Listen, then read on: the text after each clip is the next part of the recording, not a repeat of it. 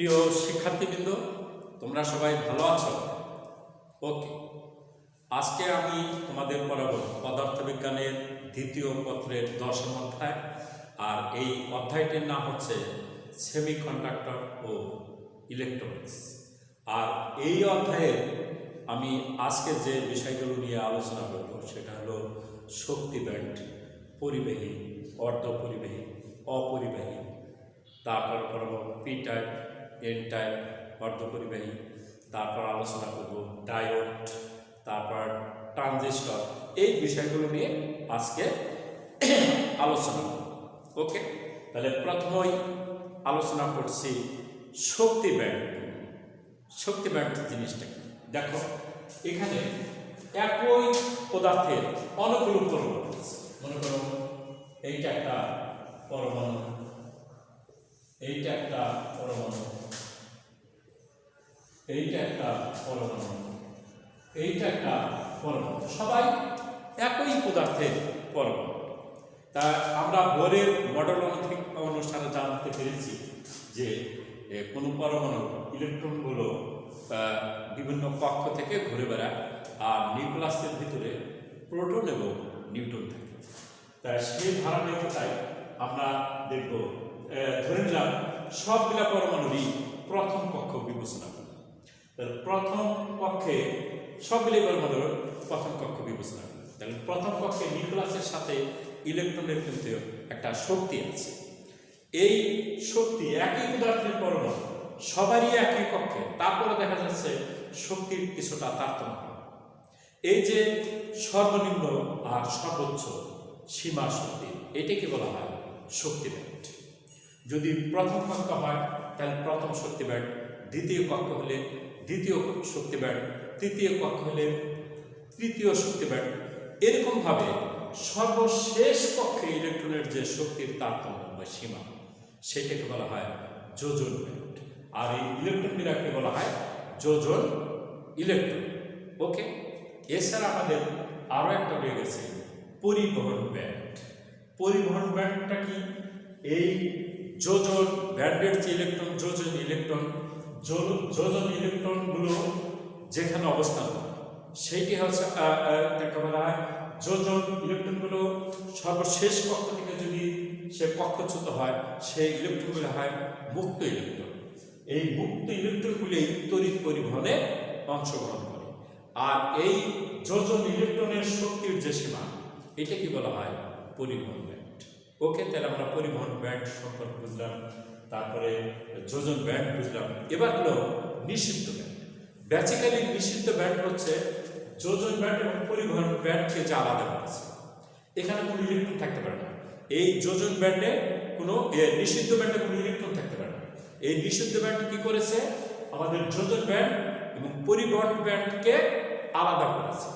ওকে, তাহলে আমরা কিন্তু তিনটা ব্যান্ড সম্পর্কে ভালো ধারণা নিতে পারলাম। একটা হলো যোজন ব্যান্ড, পরিবহন ব্যান্ড, নিষিদ্ধ ব্যান্ড। এবার এই যে পরিবহন ব্যান্ড আমি বললাম, এই পরিবহন ব্যান্ডের ভিতরে যদি মুক্ত ইলেকট্রন থাকে, তারাই কিন্তু তড়িৎ পরিবহনে অংশগ্রহণ করে। যে সমস্ত পদার্থের পরমাণুতে এই পরিবহন ব্যান্ডে কোনো ইলেকট্রন থাকে না, ওই সমস্ত পরমাণু দ্বারা গঠিত পদার্থকে বলা হয় অপরিবাহী। আর অপরিবাহী পদার্থে কিন্তু আপেক্ষিক রোধ বেশি থাকে। কথাটা বুঝতে পারছো? যে যে পদার্থের ভিতর দিয়ে বিদ্যুৎ চলতে পারে না, তার কিন্তু আপেক্ষিক রোধটা সবচেয়ে বেশি থাকে। আর সেই আপেক্ষিক রোধ হচ্ছে 10⁻12 ওহম মিটার। এটা হলো অপরিবাহী পদার্থের আপেক্ষিক রোধ। যে পদার্থের আপেক্ষিক রোধ যত বেশি হবে, তার তড়িৎ পরিবহন ক্ষমতা তত কম হবে। অর্থাৎ অপরিবাহী পদার্থের আপেক্ষিক রোধ হচ্ছে এত।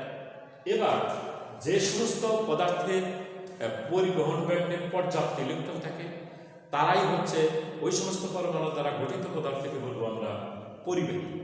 আর যে সমস্ত পদার্থে কিছু কিছু ইলেকট্রন থাকে পরিবহন ব্যান্ডে, ওই সমস্ত পদার্থ দ্বারা গঠিত পদার্থকে বলবো অর্ধপরিবাহী। ওকে, তাহলে এবার আমাদের এই চ্যাপ্টারটা হচ্ছে মূলত অর্ধপরিবাহী অর্থাৎ সেমিকন্ডাক্টর। সেমিকন্ডাক্টর নিয়েই হচ্ছে এই চ্যাপ্টারটা আলোচনা করব। তাহলে এবার আমি সেমিকন্ডাক্টরটা নিয়ে আমি একটু আলোচনা করব।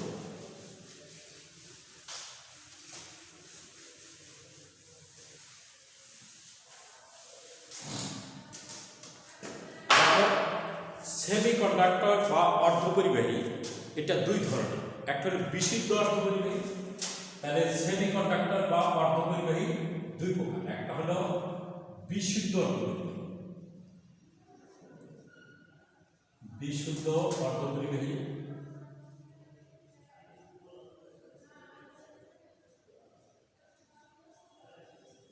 আর একটা হলো দূষিত অর্ধপরিবাহী।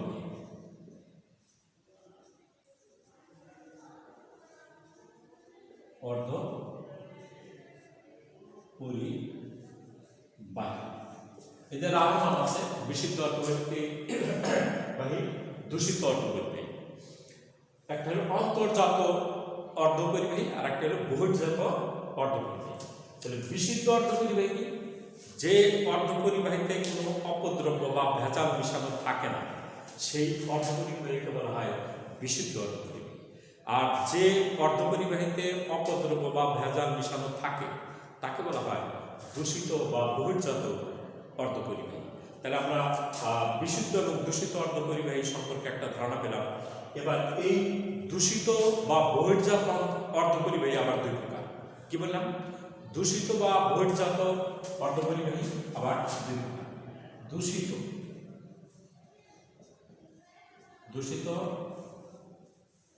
অর্ধপরিবাহী দুই ধরনের।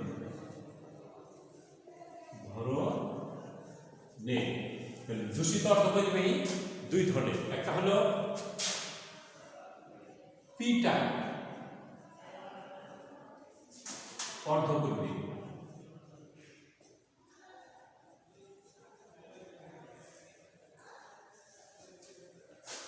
আর একটা হলো এন টাইপ অর্ধপরিবাহী। কি বললাম? যে দূষিত অর্ধপরিবাহী দুই ধরনের, একটা হলো পি টাইপ অর্ধপরিবাহী আর একটি হলো এন টাইপ অর্ধপরিবাহী। এই যে বিশুদ্ধ অর্ধপরিবাহীতে, এই বিশুদ্ধ অর্ধপরিবাহীতে অপদ্রব্য মিশানোর কারণেই কোনোটা পি টাইপ হয়ে যায়, কোনোটা এন টাইপ অর্ধপরিবাহী হয়ে যায়। আর সেটা কি হচ্ছে? এই বিশুদ্ধ অর্ধপরিবাহীতে অপদ্রব্য মিশানোর কারণে যদি হোলের আধিক্য দেখা যায় তাকে বলা হয় পি টাইপ। আর যদি বিশুদ্ধ অর্ধপরিবাহীতে অপদ্রব্য মিশানোর ফলে ইলেকট্রনের আধিক্য দেখা যায় তাহলে এটা হবে এন টাইপ অর্ধপরিবাহী। তাহলে আমরা একটু ধারণা দিতে পারলাম যে পি টাইপ এবং এন টাইপ অর্ধপরিবাহীটা কিরকম। এদের গঠন কৌশলটা আমি একটু যদি দেখাই, দেখো পি টাইপ অর্ধপরিবাহী, বিশুদ্ধ অর্ধপরিবাহী হচ্ছে জার্মেনিয়াম, এর সাথে ত্রিযোজী মৌল অর্থাৎ পর্যায় সারণীর তৃতীয় সারির মৌল যদি আমরা মিশাই অপদ্রব্য হিসাবে তাহলে এটা পি টাইপ অর্ধপরিবাহী হয়ে যাবে। আর বিশুদ্ধ অর্ধপরিবাহী জার্মেনিয়াম, এর সাথে যদি পঞ্চযোজী মৌল মেশানো হয় তাহলে সেটা কিন্তু এন টাইপ অর্ধপরিবাহীতে পরিণত। কিরকম? দেখো পি টাইপ আমরা এখন পড়াচ্ছি।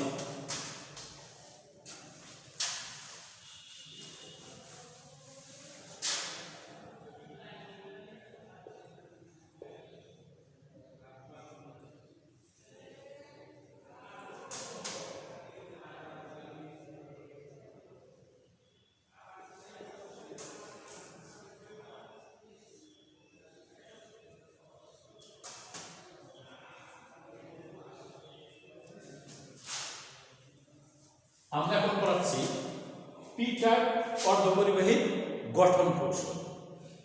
গঠন কৌশলটা কি? যে আমি বললাম যে বিশুদ্ধ অর্ধপরিবাহীতে সুনিয়ন্ত্রিত উপায়ে অপদ্রব্য বা ভেজাল মেশানোকেই বলা হয় ডপিং বা ডোপাইন। এই যে ডপিং বা ডোপাইনের কারণেই কিন্তু কোনটা পি টাইপ এবং এন টাইপ হয়ে যায়।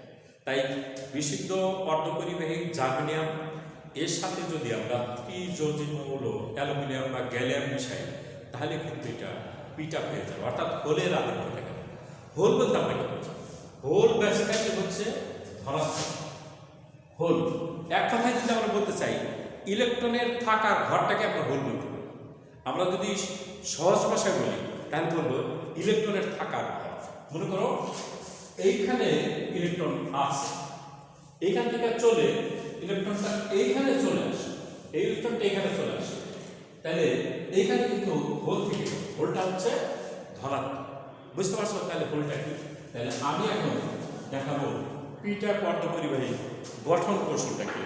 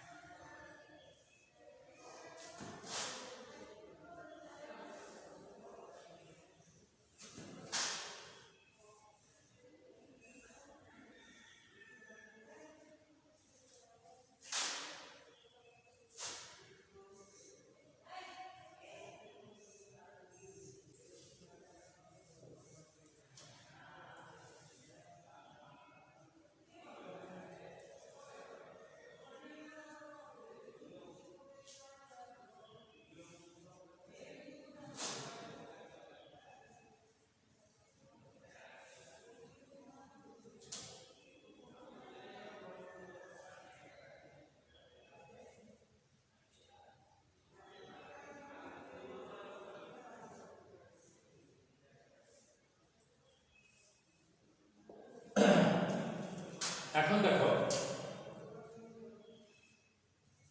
আমার এখানে বিশুদ্ধ অর্ধপরিবাহী হচ্ছে জার্মানিয়াম, এর যোজন হচ্ছে 4, অর্থাৎ এখানে যোজন ইলেকট্রন আছে 4, আর এখানে অপদ্রব্য হিসাবে গ্যালিয়াম মিশিয়েছে ত্রিযোজী।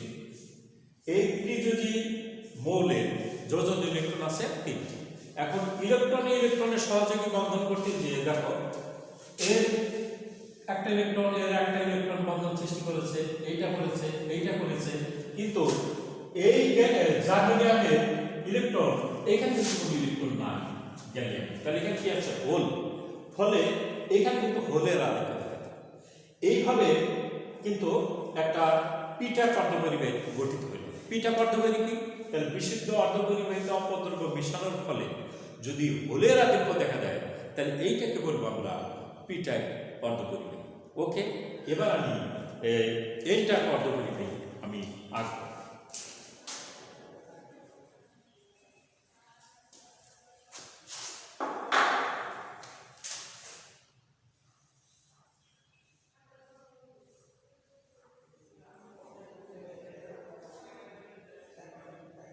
দেখো বিশুদ্ধ অর্ধপরিবাহী হচ্ছে, এখানে আমি পি টাইপ এন টাইপ অর্ধপরিবাহী দেখাই দিচ্ছি। এন টাইপ অর্ধপরিবাহী গঠন কৌশল।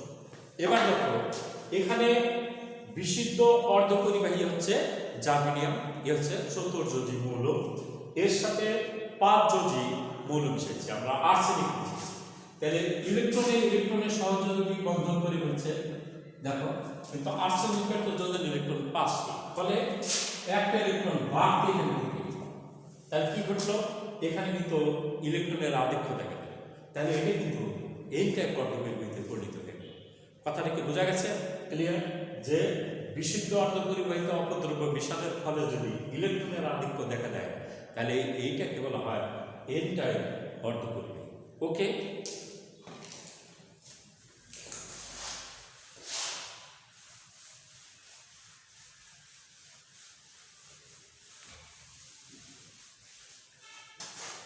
এবার দেখো একটা পি টাইপ আর একটা এন টাইপ অর্ধপরিবাহী একত্রে পিএন জাংশন